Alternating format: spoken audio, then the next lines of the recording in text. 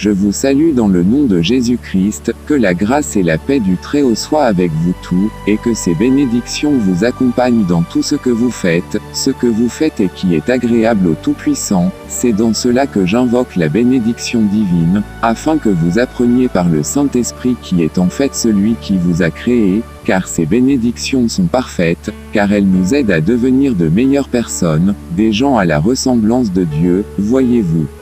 Et ceci doit se manifester au travers de nos œuvres. L'œuvre ressort de ce que nous sommes au-dedans de nous.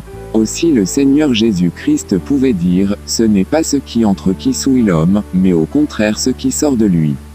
Ce qui sort de toi, c'est en réalité ce qui prend vie à cause de toi.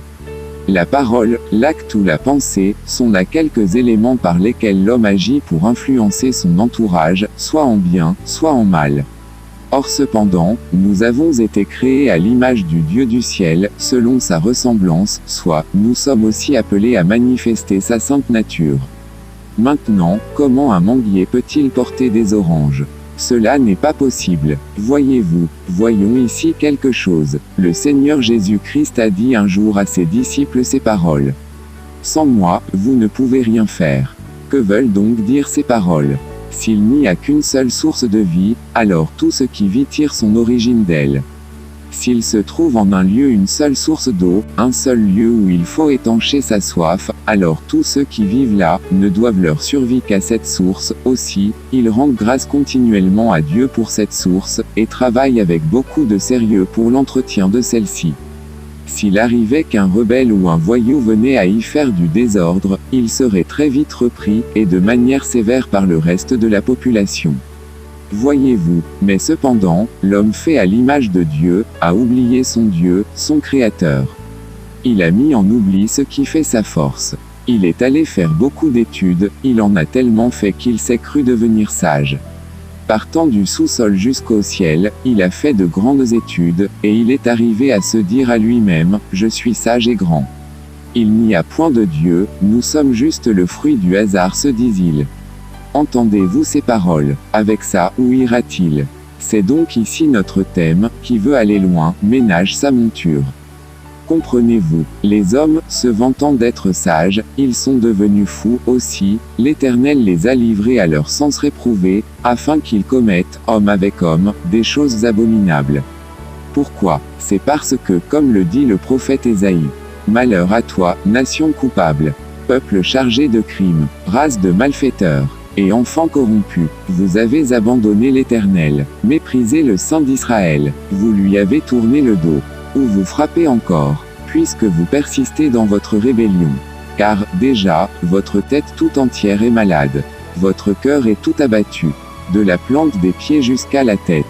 Rien n'est en bon état. Ce ne sont que blessures, contusions et plaies vives, qui n'ont été ni nettoyées ni bandées, ni soignées.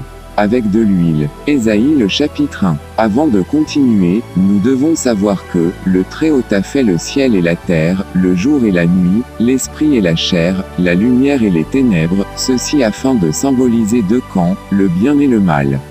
Aussi, après avoir tout créé, juste avant d'aller se reposer, le Très-Haut, que son nom soit béni, dit au premier homme ces paroles, tu prendras soin de ne faire que selon ma parole pour ton bonheur et pour ta vie.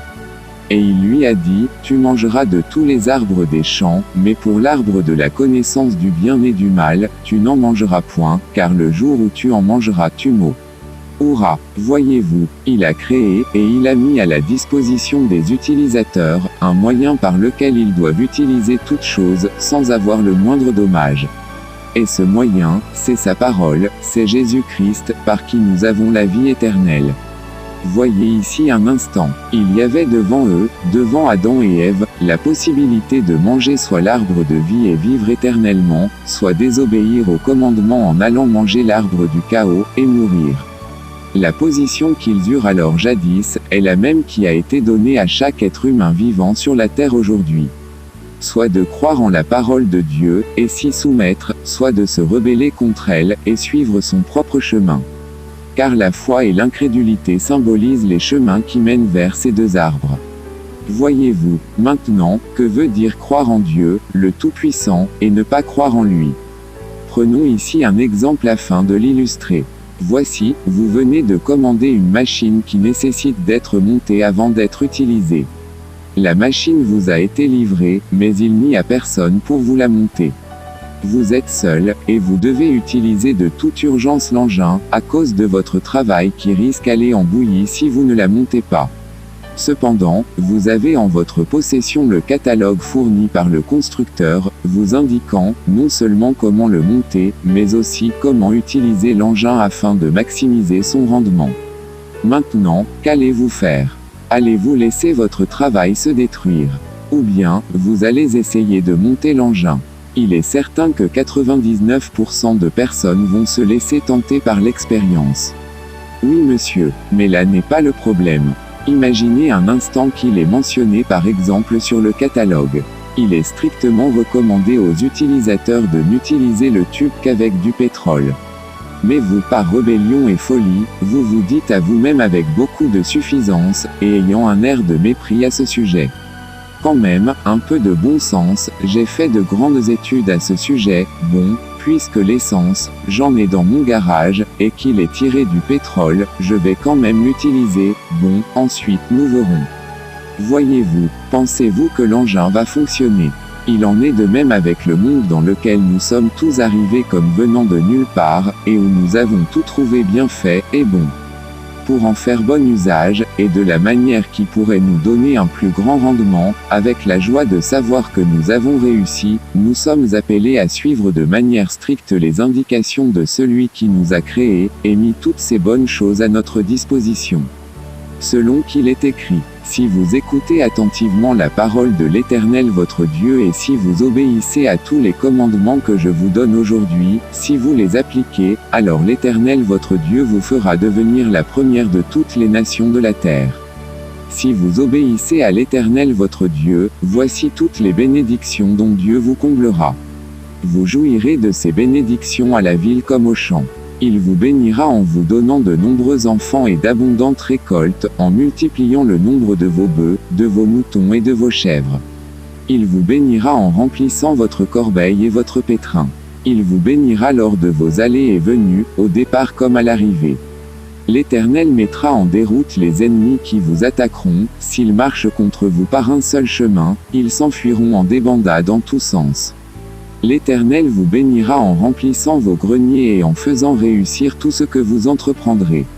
Oui, l'Éternel votre Dieu vous bénira dans le pays qu'il vous donnera.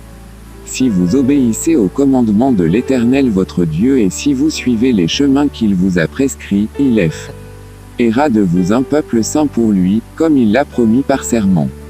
Deutéronome 28. Un bémol s'impose. Ces paroles sont adressées par Moïse au peuple hébreu, de la part de l'Éternel. Or, le peuple hébreu a été utilisé par le Très-Haut comme une sorte de maquette afin de faire connaître ses lois au reste des habitants de la terre, qui étaient destinés à recevoir le Christ, sous une plus grande alliance, soit une plus grande lumière. Selon qu'il est écrit, la foi est l'héritage des biens promis. Avant que soit instauré le régime de la foi, nous étions emprisonnés par la loi et sous sa surveillance, dans l'attente du régime de la foi qui devait être révélé. Ainsi, la loi a été comme un gardien chargé de nous conduire au Christ pour que nous soyons déclarés justes devant Dieu par la foi. Mais depuis que le régime de la foi a été instauré, nous ne sommes plus soumis à ce gardien. Maintenant, par la foi en Jésus-Christ, vous êtes tous fils de Dieu. Car vous tous qui avez été baptisés pour le Christ, vous vous êtes revêtus du Christ. Il n'y a donc plus de différence entre les Juifs et les non-Juifs, entre les esclaves et les hommes libres, entre les hommes et les femmes. Unis à Jésus-Christ, vous êtes tous un. Galates le chapitre 3 de 24 à 27. Oui monsieur, la terre et ce qui y est, appartient à l'Éternel, ainsi que le monde et ceux qui l'habitent. Donc tous ceux qui ont jamais occupé la surface de la terre, appartiennent à l'Éternel, que cela les plaise ou non. Comment? C'est parce que tous ont été faits par lui, et pour lui, c'est aussi pour cela que tous devront lui rendre des comptes de la manière avec laquelle ils ont utilisé ce qui fut mis à leur disposition. Nous sommes tous à ses yeux petits comme des sauterelles, mais son amour à notre égard déborde. Et c'est la raison pour laquelle nous fûmes créés à son image, selon sa ressemblance. Il nous aime tout simplement, sans effort, ni complication, et de la manière la plus vraie qui soit, et il a déposé tout ce qu'il est en chacun de nous, de sorte que, si tu prétends aimer le grand Dieu, alors, il te serait impossible de haïr le petit Dieu qui se trouve là devant toi, et que tu vois chaque jour ton prochain. Voyez-vous, ce que le Seigneur Dieu veut, c'est le salut de chacune des créatures qu'il a créées. Aussi, le Seigneur Jésus-Christ pouvait reprendre ses disciples avec beaucoup de sévérité tandis que ces derniers, n'ayant pas encore compris cet amour, lui disaient ces paroles. Veux-tu que nous invoquions le feu du ciel, afin qu'il consume ces gens qui te refusent hospitalité? Voyez-vous, et le Seigneur de dire, j'ai été envoyé, non pas pour tuer, mais afin que les hommes soient par moi sauvés. Maintenant, écoutez, il est écrit, Dieu a tant aimé le monde, qu'il a donné son Fils, son unique, afin que quiconque croit en lui ne périsse point, mais qu'il ait la vie éternelle. Or nous savons que cette vie est en son Fils. Et cette vie est telle que, nous devons rester en communion avec lui, nous devons demeurer dans sa parole. Comment? C'est que la nuit est sombre, les ténèbres se sont accrues à cause de la désobéissance de l'homme à l'égard des ordonnances et préceptes du Très-Haut. Maintenant, que fera un homme sensé, mais pris au milieu de la nuit, tandis qu'il cherche à se rendre quelque part et que la route est mauvaise, dangereusement infectée de toutes sortes de reptiles venimeux, de ronces et des épines, du vent et de la tempête? Pour tout homme sensé et prudent, il devra s'armer de courage et de lampes. Écoutez, le chemin, comme hier, et qui représente pour nous aujourd'hui une ombre, est plus qu'endommagé, par l'action des forces du mal. Selon que nous a averti l'apôtre Paul en ces termes. Sache bien que dans la période finale de l'histoire, les temps seront difficiles. Les hommes seront égoïstes, avides d'argent, vantards et prétentieux. Ils parleront de Dieu d'une manière injurieuse et n'auront pas d'égard pour leurs parents. Ils seront ingrats, dépourvus de respect pour ce qui est sacré. Sans cœur, sans pitié, calomniateurs, incapables de se maîtriser, cruels, ennemis du bien. Emportés par leur passion et enflés d'orgueil, ils seront prêts à toutes les trahisons. Ils aimeront le plaisir plutôt que Dieu. Certes, ils resteront attachés aux pratiques extérieures de la religion mais, en réalité, ils ne voudront rien savoir de ce qui en fait la force. Détourne-toi de ces gens-là. 2 Timothée 3 de 1 à 5. Voyez-vous, il a été prophétisé que tels seront les gens à la fin des temps, et c'est à cause d'eux que les ténèbres se sont accrues, c'est aussi à cause de cela que l'amour du grand nombre se refroidit. Tous vont après le mal, tous se rangent dans les rangs de la mort. Voyez-vous, et moi je vous dis, ne vous laissez pas troubler par ces choses, car il est écrit, il faut que l'ivraie soit amassée en gerbe, il faut que toute la saleté de la cour soit mise dans un tas, pour être brûlée après.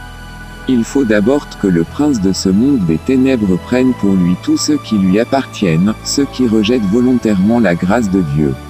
Mais les saintes écritures disent, celui qui mettra en lui sa confiance ne sera jamais confus.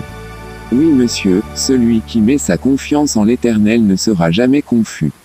Pourquoi? C'est que, devant l'Éternel Dieu, rien ne se perd, et devant lui la mort n'est plus. Écoutez, le chemin s'est obscurci, la route est devenue sombre, la voie s'est rétrécie, mais l'amour de Dieu demeure éternellement disponible, et nous devons nous rendre quelque part. Et c'est à cause de cet amour que Moïse fut envoyé en Égypte par l'Éternel, afin d'y faire sortir son peuple qui s'y trouvait. Ceci étant une ombre, cela a symbolisé ce qu'il devait accomplir bien des années plus tard pour le compte de chaque être humain. Oui monsieur, c'est à cause de son amour que le Seigneur Jésus-Christ est descendu sur terre, lui qui était de condition divine, est descendu comme un simple homme, afin que par son œuvre accomplie à la croix, que nous soyons nous aussi qui croyons en lui, délivrés de l'esclavage du péché, et que nous ayons en lui la vie éternelle. Maintenant, voyons ici quelque chose. Les enfants d'Israël, esclaves en Égypte, devaient sortir de là pour se rendre à Canaan, mais le chemin par lequel l'Éternel les fit passer était hostile, rude et parsemé d'embûches. Aussi, quand l'Éternel demande à Josué de prendre la tête du groupe, afin de le conduire jusqu'à destination, voici les recommandations qu'il lui donne. Prends courage et tiens bon, car c'est toi qui feras entrer ce peuple en possession du pays que j'ai promis par serment à leurs ancêtres de leur donner.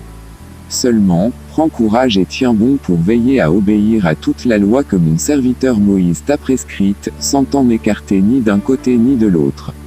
Alors tu réussiras dans tout ce que tu entreprendras. Josué 1 de 6 à 7. Avez-vous compris? Il dit, seulement, prends courage et tiens bon. Prendre courage, c'est bien car il y a de l'adversité. Maintenant, tiens bon, c'est encore mieux car, comme le dit le sage Salomon, la fin d'une chose vaut mieux que son commencement. Voyez-vous, maintenant, comment devait-il tenir bon? Quelle est cette chose, ce secret, qui fait en sorte que l'on tienne bon? Que l'on persévère malgré les turbulences de la vie, malgré la densité des ténèbres. L'Éternel a dit à Josué, prends courage et tiens bon pour veiller à obéir à toute la loi que mon serviteur Moïse t'a prescrite, sans t'en écarter ni d'un côté ni de l'autre. Alors tu réussiras dans tout ce que tu entreprendras. Comprenez-vous? Oui monsieur, c'est cela ménager sa monture. Il ne s'agit pas d'y mettre de l'or, de l'argent, et beaucoup de vivres, non monsieur. Il s'agit au contraire de mettre sa confiance en la parole de Dieu.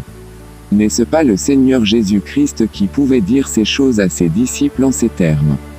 Demeurez en moi, et moi je demeurerai en vous. Un sarment ne saurait porter du fruit tout seul, sans demeurer attaché au cep. Il en est de même pour vous, si vous ne demeurez pas en moi, vous ne pouvez porter aucun fruit. Je suis le cep de la vigne, vous en êtes les sarments. Celui qui demeure en moi et en qui je demeure, portera du fruit en abondance, car sans moi, vous ne pouvez rien faire. Si quelqu'un ne demeure pas en moi, on le jette hors du vignoble, comme les sarments coupés, ils se dessèchent puis on les ramasse, on y met le feu et ils brûlent. Mais si vous demeurez en moi, et que mes paroles demeurent en vous, demandez ce que vous voudrez, vous l'obtiendrez. Si vous obéissez à mes commandements, vous demeurerez dans mon amour tout comme moi-même j'ai obéi aux commandements de mon Père et je demeure dans son amour. L'Évangile de Jean le chapitre 15. Il faut demeurer en Jésus-Christ, c'est cela le fameux secret. C'est qui Jésus-Christ? Il a dit lui-même, « Je suis le chemin, la vérité et la vie, nul ne peut aller au Père que par moi. » Il est le véritable et l'unique chemin, au milieu de ces ténèbres causées par la méchanceté des hommes. Oui monsieur, il a frayé pour nous un sentier, une voie, afin que, marchant dessus, que nous ayons la vie éternelle. Mais il y a ici quelque chose. C'est que, le Seigneur Jésus étant venu détruire les œuvres du diable, qui sont résumées par le mensonge et la corruption, il nous révèle que, de tous ceux qui ont jamais emprunté ce chemin, depuis l'époque de Jean le Baptiste jusqu'au jour de son retour, il n'y aura que 50% qui y entreront.